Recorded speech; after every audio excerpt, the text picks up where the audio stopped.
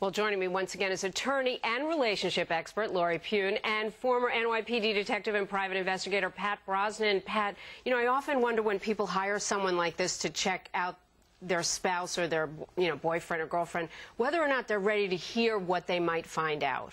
Is it a good idea?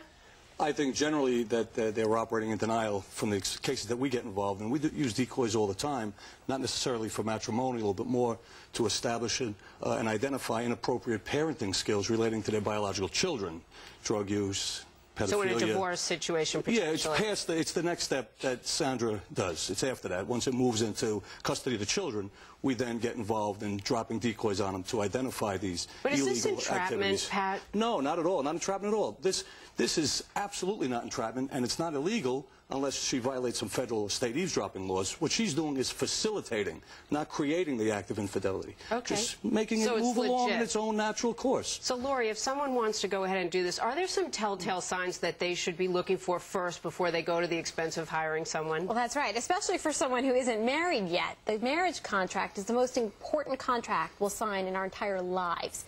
We spend, more time getting checked out for a mortgage than we often spend investigating someone before we get married. So, if the person controls access to them, meaning they don't give you their work number, they don't tell you where they are all the time, they don't give you a home number, maybe you just have a cell number, that's an indication. Ask for those other numbers. If he or she won't give them to you, you've got a problem. If the person invokes sympathy, like, oh, I don't want to tell you about my past relationship, it was really difficult, or I can't talk about that. Every time we feel like it's prying to ask, we want to be nice, we don't want to pry, that's exactly when it's time to pry. What's the one question you should ask if you meet someone and you're considering getting in a relationship? You want to know about his friends and family. Who are they, where are they, and why haven't you met them? Because a person's character is what determines their destiny. And so if they don't have good relationships with other people, no matter how nice that person is to you right now, eventually you're going to be treated like he or she treats everybody else. I liked some of the things in the company. It's very creatively packaged and marketed. Some of the things that they say, they have the decoy placement. She calls herself the love detective. They have covert surveillance. They have asset searches. That could be interesting to see whether someone has what they're claiming they have.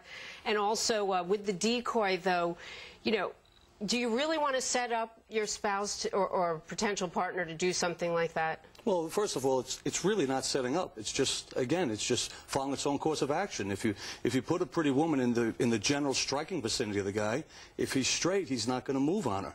If he's not, if he has an interest, it's simply any port in a storm. It works. Do your diligence. All it's just I can due say diligence. This is a conversation we're going to have when I go home tonight. Lori, Pat, stand by. Up next, sex and potential lies at Duke University.